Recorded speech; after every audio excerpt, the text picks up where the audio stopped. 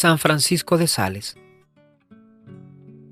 Escribía como un ángel, de forma que los franceses lo tienen entre sus clásicos de literatura. Francisco nació en los Alpes, en el castillo saboyano de Sales, el 21 de agosto de 1567. Era de una familia exquisita. Fue bautizado al día siguiente en la iglesia de Torrens con el nombre de Francisco Buenaventura.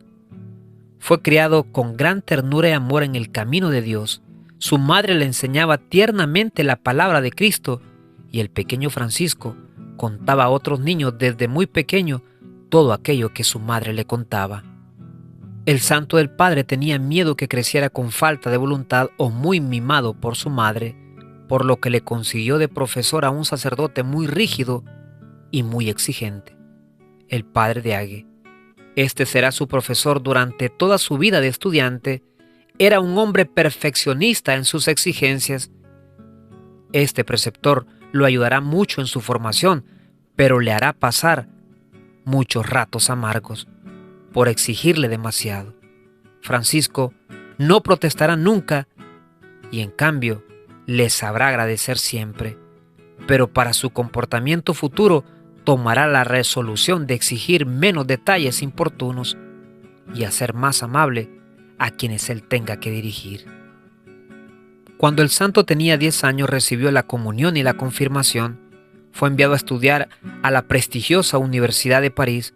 Pronto se distinguió en retórica y en filosofía. Después se entregó apasionadamente al estudio de la teología. Cada día estaba más decidido a consagrarse a Dios y acabó por hacer voto de castidad perpetua, poniéndose bajo la protección de la Santísima Virgen. Hay un libro Introducción a la vida devota, 40 ediciones en vida del autor y en aquellos tiempos. Un libro utilizado muchísimo como lectura espiritual. No es una barbaridad, decía San Francisco, querer desterrar la vida devota del cuartel de los soldados, del taller de los artesanos, del palacio de los príncipes, del hogar de los casados. Con el tiempo fue a Padua. Estudiaba Derecho durante 4 horas diarias para poder llegar a ser abogado. Otras 4 horas estudiaba teología, la ciencia de Dios, porque tenía un gran deseo de llegar a ser sacerdote. Cuando tenía 24 años obtuvo el doctorado en leyes y fue a reunirse con su familia en el castillo de Tuile, a orillas del lago de Annecy. Ahí llevó durante 18 meses, por lo menos en apariencia, la vida ordinaria de un joven de la nobleza. El papá de Francisco quería que su hijo se casara cuanto antes y había escogido para él una hermosa joven, heredera de una de las familias más importantes del lugar. Sin embargo, el trato cortés pero distante de Francisco hicieron pronto comprender a la joven que éste no estaba dispuesto a secundar los deseos de su padre. En ese entonces Francisco solo había confiado a su madre, a su primo Luis de Sales y a algunos cuantos amigos íntimos de su deseo de consagrarse al total servicio de Dios, pero había llegado el momento de hablar de ello con su padre. El señor de Boissy se entristeció porque su hijo se negaba a aceptar el puesto en el Senado y que no hubiese querido casarse. Pero aún con todo eso, el padre de Francisco ni siquiera intuía que su hijo quería ordenarse sacerdote. Después de mucha lucha, pero ya con el consentimiento de su padre, Francisco se ordenó sacerdote el 18 de diciembre del año 1593. En aquellos tiempos los calvinistas hacían muchos estragos en varias zonas de Europa, como en Chablais, donde los cristianos no querían ir a llevar la palabra por los calvinistas que ahí residían. El único dispuesto a tomar tan dura decisión y misión fue San Francisco de Sales. Francisco emprendió el viaje a pie junto a su primo Luis de Sales, sin la bendición de su padre, quien consideraba esto una locura. El 14 de septiembre de 1594, día de la Santa Cruz, luego de un largo y duro viaje, ambos misioneros llegaron hasta la peligrosa ciudad. San Francisco hacía todos los intentos para tocar los corazones y las mentes del pueblo. Con ese objeto empezó a escribir una serie de panfletos en los que exponía la doctrina de la Iglesia y refutaba la de los calvinistas.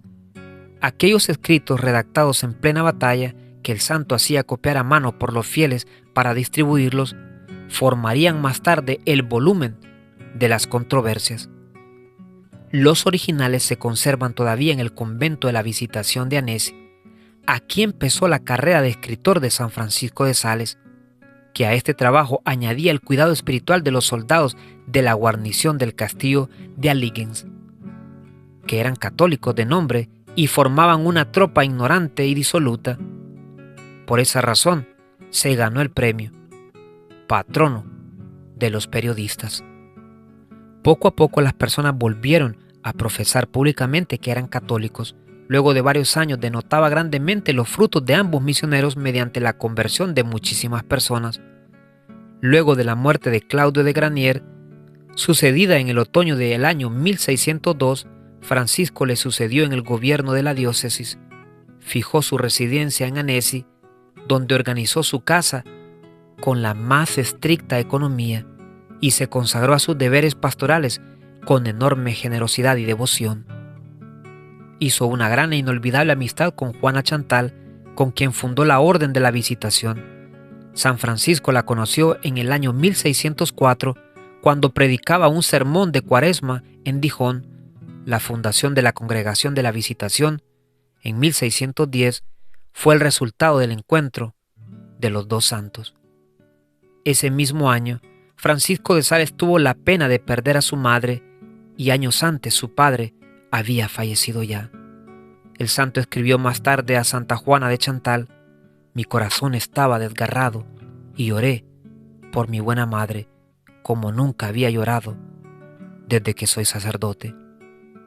En el año 1622, el duque de Saboya, quien iba a ver a Luis XIII en Aviñón, invitó al santo a reunirse con él en aquella ciudad.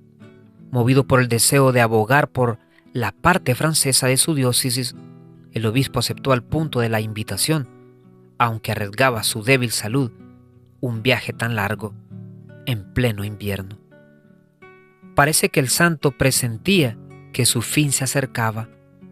Antes de partir de Annecy, puso en orden todos sus asuntos y emprendió el viaje como si no tuviera esperanza de volver a ver a su grey. En Aviñón hizo todo lo posible para llevar su acostumbrada vida de austeridad, pero las multitudes se apiñaban para verle y todas las comunidades religiosas querían que el santo obispo les predicara. Cuando el santo iba de regreso, su salud comenzó a mostrar más deterioro, por lo que tuvo que detenerse en Lyon, en donde se quedó un tiempo en la casa del jardinero del convento y desde ahí pudo seguir dirigiendo a las religiosas. El santo, luego de varios problemas de salud, prosiguió con su viaje, pero empeoró y a pesar de las diferentes curaciones que le realizaban, su hora había llegado y murió el 28 de diciembre del año 1622 a la edad de 56 años, luego de decir Jesús, que fue su última palabra. Una virtud la dulzura de este hombre, de quien dicen que en su juventud tenía un muy mal genio.